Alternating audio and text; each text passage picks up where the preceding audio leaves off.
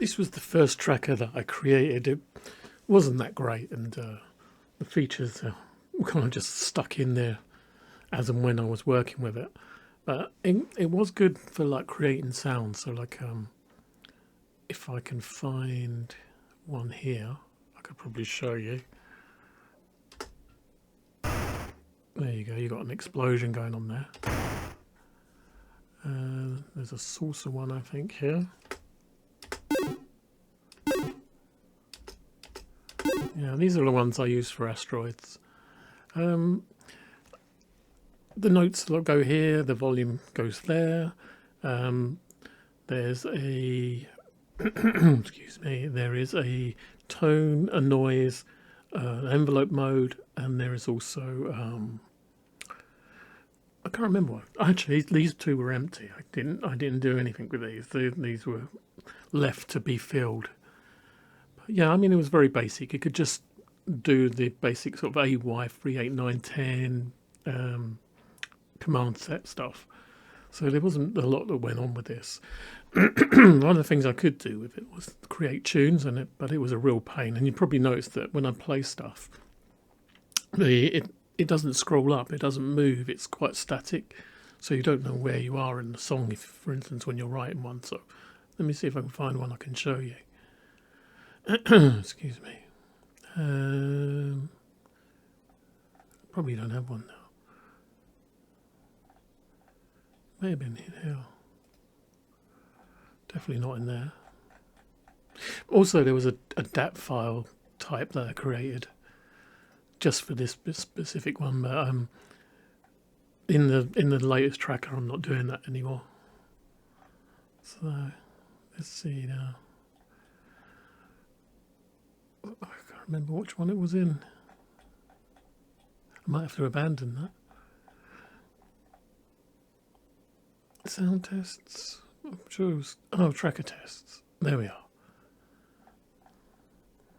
So if I choose, there we go. If I load one of these, you should recognise this pretty much straight away. That's the intro sound for the Manic Miner that I wrote. Yeah, that's pretty much all I could do with this one. So I invested in creating a newer tracker, which I'll show you now.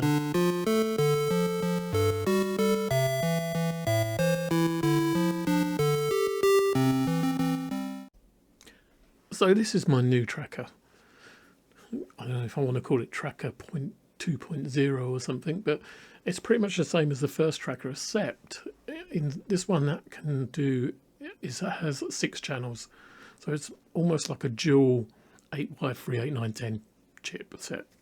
It has extended features as well, and I'll get into that in a bit. But one of the main differences is that it will actually scroll as you're playing, and you can interrupt the play as well. And you can't load the DAT files that I did previously, but you can load binary type files and another type which I've called AYZ, which is the format that I'm using to save and load files into this tracker. One of the other things is that I have a terrible memory for writing things, and I finished this quite a while ago, so I actually created a help. So let me see if I can press that and show you. So there you go. You can actually get a help file on what keys do what. Although there is like interaction with the mouse as well, but it's kind of like a mixture of keyboard and mouse to sort of work with this. It's one of those things that you need when you're creating games, and the previous tracker just wasn't good enough for doing that. And the turnaround for creating for creating tunes and for creating sound effects was just too slow. So I just spent some time in between thinking about new games and creating this tracker. Just come out of this help. You can actually change the colour scheme as well. If I remember which button that is, there you are. So you can just choose a scheme that suits you, or suits me in this case. So there we go. And then, as before, the first column is the note. C4 is middle C, and then you can work out all the other notes from there. This column here is the volume. So like 0 to 15, or there are 16 levels of volume there. The next column is a phase. That kind of expands or reduces the square wave, depending on the setting that you put, which is a value between 0 to 100 here, or 0 to 99. The first one here is the waveform, 0 being the square wave, or nothing being the square wave. There are others as well. And then you have the tone, and then you have noise. You turn, these are just switches that you turn noise on and off. The actual noise itself is handled here, and there are 32 levels of different noise sounds, or frequencies of noise. So they are actually different. The next one after that is the mode for turning on the envelope. That's over here as well. The sound envelope is here. That's this 1, 2, 3, 4, and this one here, which is the frequency of the envelope. And then we have, I think I covered that one. That was the mode. And then the last one here is a surprise. I'll let you know more about that one when I get a chance. Let's just go here and let's play something. Let's just play a note.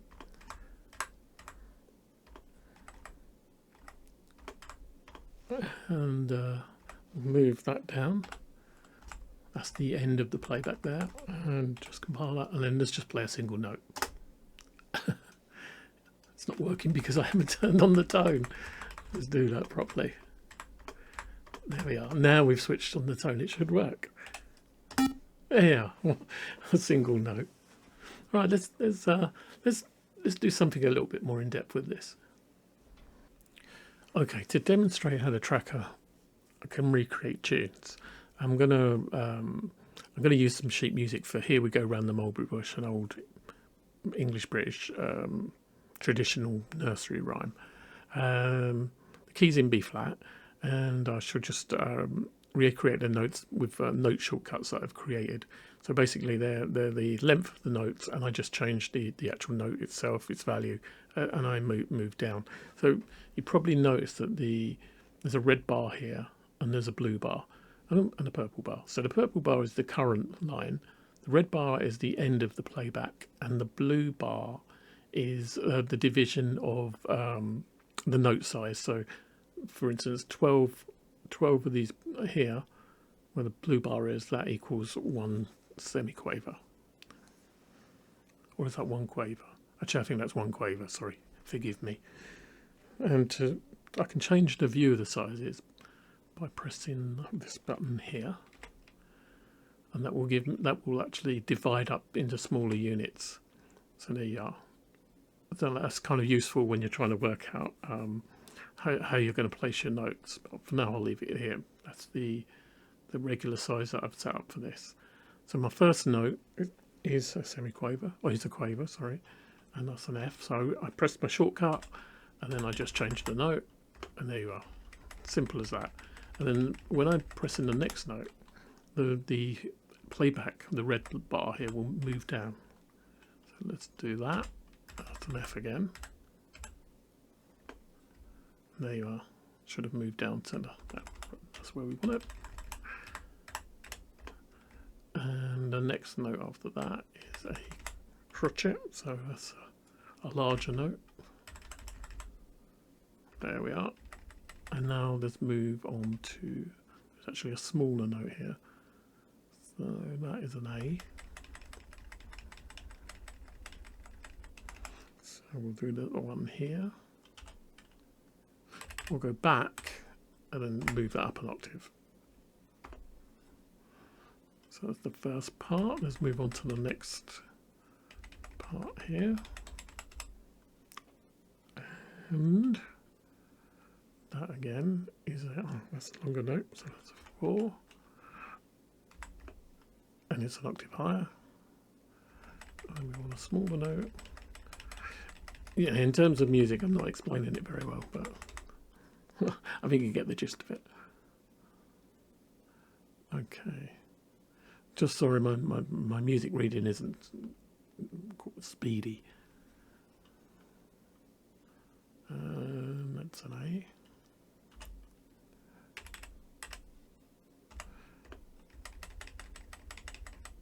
And I should do another bar, then I'll play it back so you can hear what it sounds like. And that is an F again.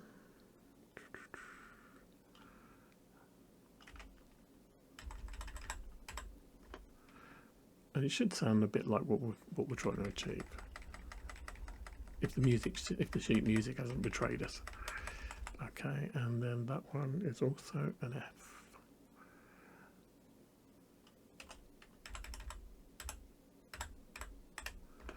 So let's go back to the beginning. And then let's turn on the notes and turn off the noise for this channel. And then I press P, which compiles it. And then I press the spacebar to play it. Let's try that again. There you go. So that's what we were looking for. So let's move on to the next bar. And that's a G. This one can't be terribly interesting to watch, so maybe I'll speed through it.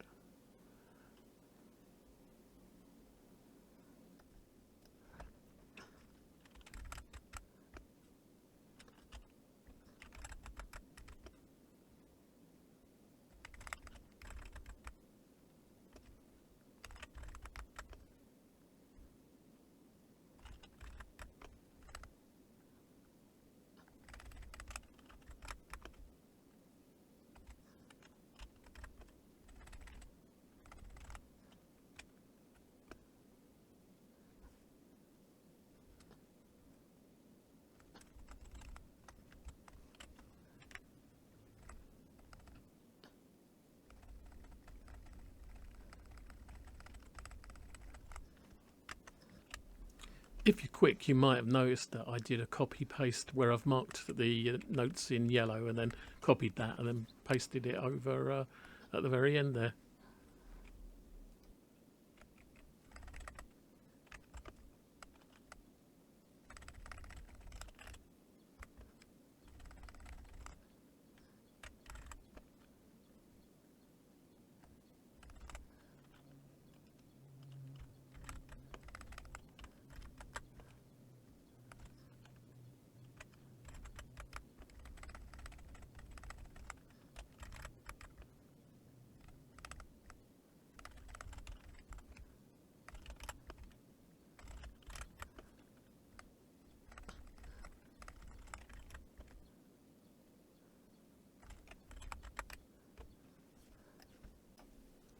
Okay, so that's all of the tune, or the main tune down.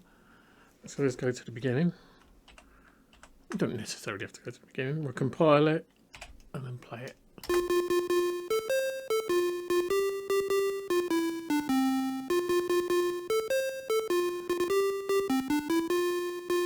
And there you go. Here we go around the Mulberry bush. So what I'll do now is I shall do the accompanying bass line.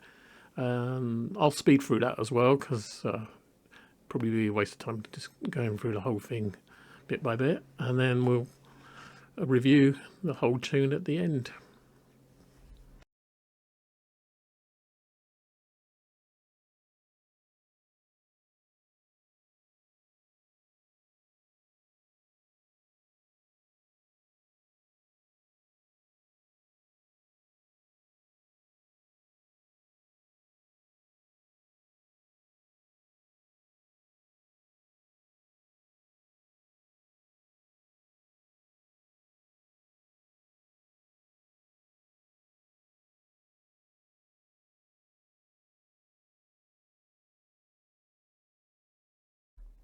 I really need to apologise for this speedy playthrough. Yeah, I get it, it's boring, but we'll get to the end of it in a minute.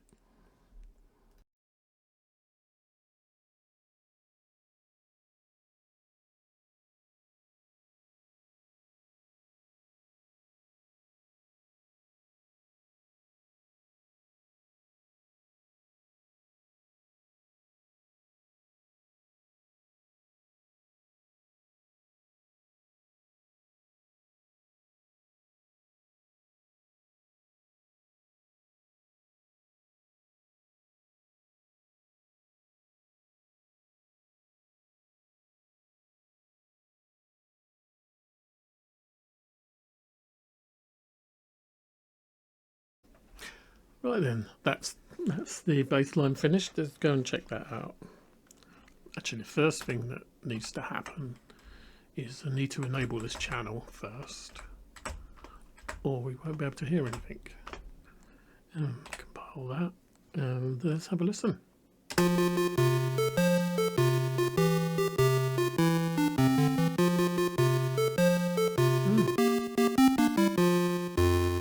I think that's pretty much the nursery rhyme. So let's try a few things out. If we go back to the beginning, let's try changing the phase in the first channel. So we'll round that up to about 10. We'll compile that, and let's listen to how that sounds. Now the phase is one of those things that I've added to this, to my emulator, to extend the functions. So it gives you kind of a saw sound. We can repeat that over here, but with a higher setting. So let's move that up to around 80. Compile that, and let's see what this sounds like. A bit like a harpsichord, I think. Interesting sound. Or not, whatever you like. I think you can also change the phase.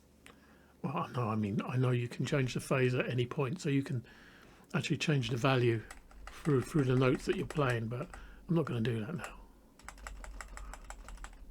That's interesting. I just noticed something there. I seem to be missing something. Maybe I changed it by accident.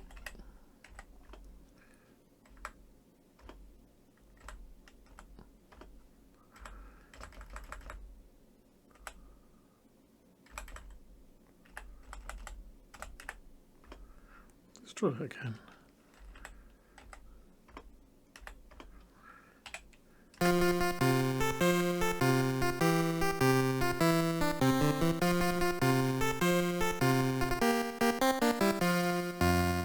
Okay, that sounds alright.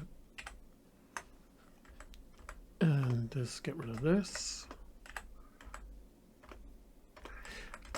And because of the way my emulator works, I have to leave this at 0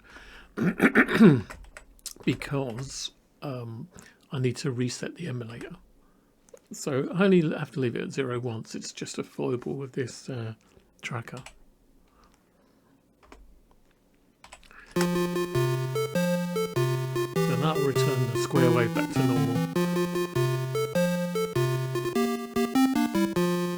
And speaking of square waves, I've got 4 waves that I can choose from here. So the square wave is the default. Oh, I can set that back. But the next one is the sine wave. This is something that you don't get with the chipset, with the AY chip anyway. I wanted to do something that sounded a bit more like the Commodore chip as well, so I added some additional features. Let's compile that and have a listen. We get that rounder tone from the sine wave. Not ideal for all things though. And then we have a saw wave. Let's go and change that. That's number 2 here. A bit like the phase.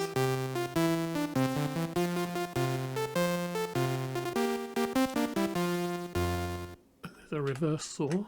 Let's try that too. Might as well listen to all these features while you can, or while I can. Slightly different. And the last one that I've got is a triangle wave. So let's have a listen to that one as well. Number 4. I've had other waveforms that I've worked on, but I thought I'd just stick with the basics. It didn't seem worth like creating a whole set of waveforms just for this. Maybe in the future. It's got a nice tone triangle wave. Would probably mix nice with a square wave. Let's try that. So instead, let's put that back to the square wave. Let's give it some phase. And power that, and then let's see what that sounds like.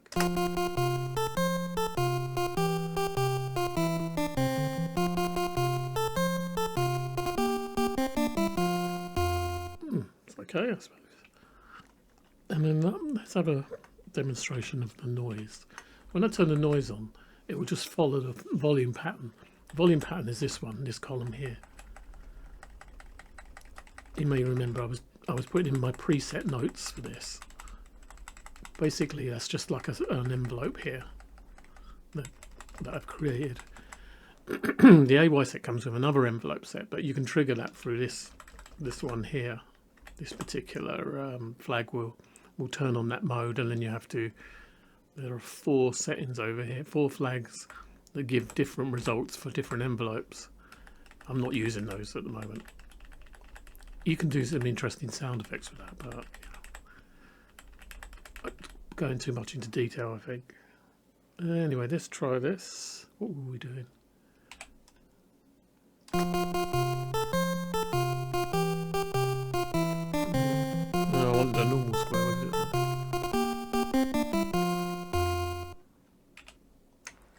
I've got that on 20. It should be 0.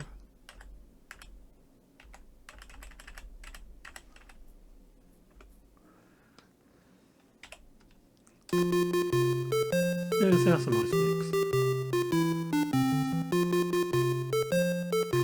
I'll show you something unusual. So I've got a ringtone modulator as well. So that's this last flag here, which I can turn on. And then I set the frequency for the tone here.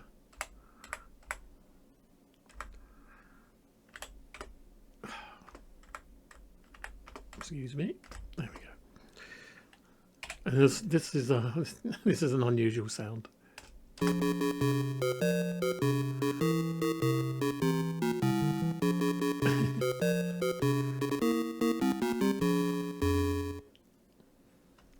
Let's go back, and we can turn that on and off, so we could put it for the first note here, and move that down.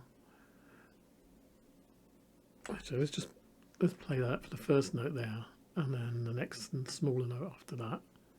See if you can pick that up here.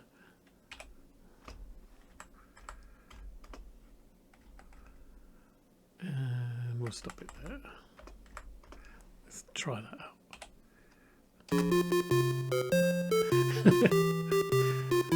Well, you get the gist of it. Okay, let's go back to the beginning. I'm going to get sick of this song. Right. Actually, there's one last thing. Let's have a listen to the noise this time.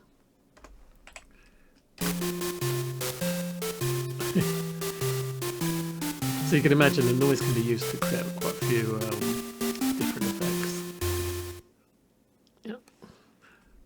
So let's press Shift Z and clear all of this, because we don't need it anymore. And move on.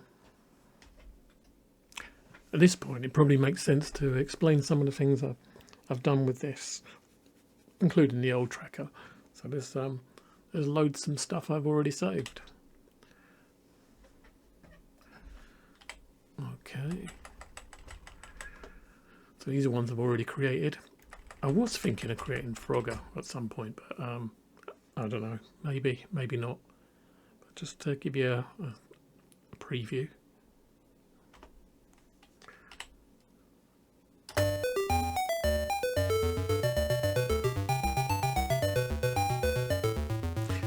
As you can tell, traditional Frogger soundtrack.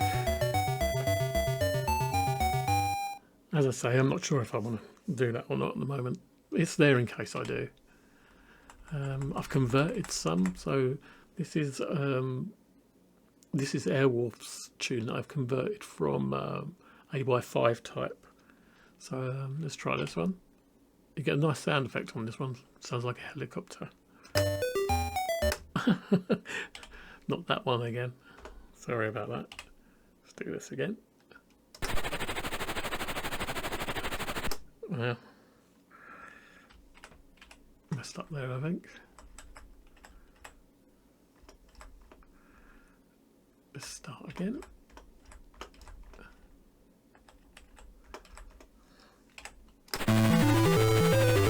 That's better. From an old game called Airwolf.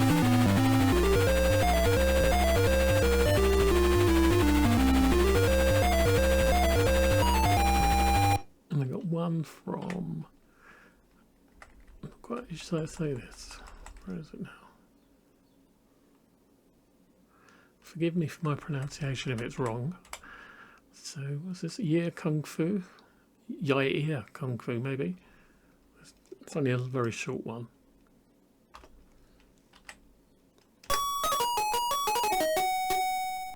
As I said, very short. But you can kind of hear the noise effect on that as well.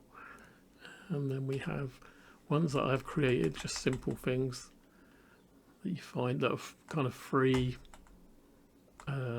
sort of tunes that you can record for nothing, well, record within the public domain. So what we have here is Oh Susanna. If you wanted to write a cowboy game, this would be the one to use, I think. Throw a few yee-haws in there and you'll be okay.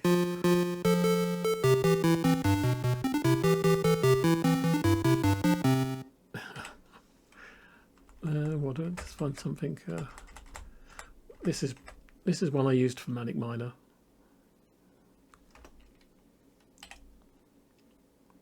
You'll probably recognise it if you've seen my Manic Miner video. So this is what this is for. This is for creating game tunes and sound effects. So it's like part of my toolbox for doing that. You can't imagine how bored I am with this tune now. I must have heard it a million times. Okay, let's do some sound effects. So from the Attic Attack, this was a door opening. Let's scoot up here, and as you can see, it's very short.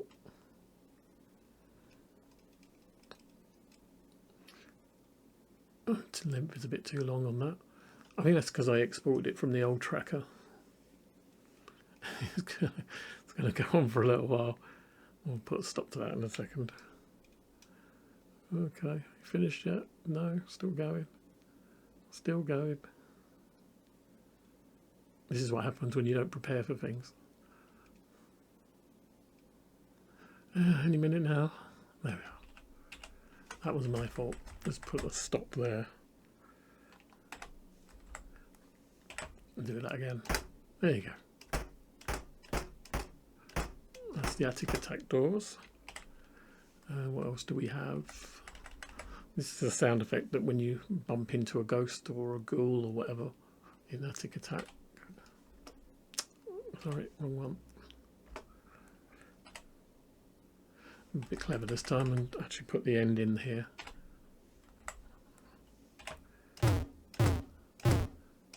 So again, if you've seen the Attic Attack video, you'll probably recognise that sound. We have others as well. Just, this is the air running out in Manic Miner. Let's load that one. I have to scoot down a bit here, make sure that it finishes in the right place. There we are. Yeah, it does, so that's fine then.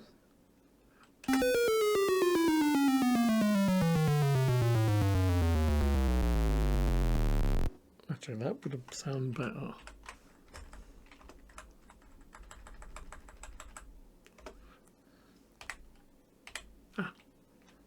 See that? That would sound better if we add in the phase.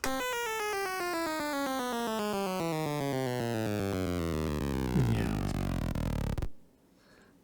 else do we have? Picking up an object, I think. Manic Miner.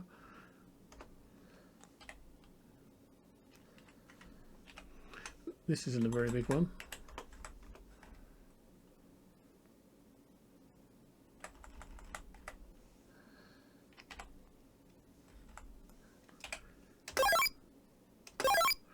So that's every time you picked up one of the collectibles, that would go off.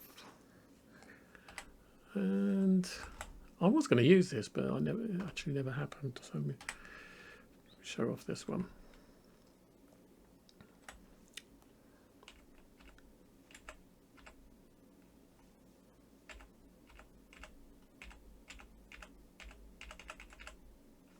Yeah, this is one of those maybe things that never really materialized.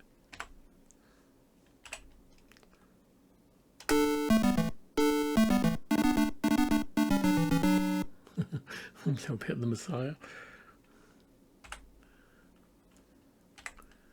And just to finish things off, let's do something different. Let us see here.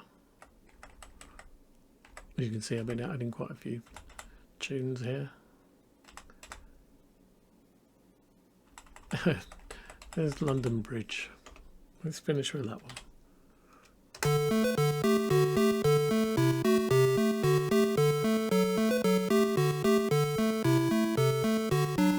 Thanks for watching. And if you're subscribing, thanks for that too. Cheers. See you later.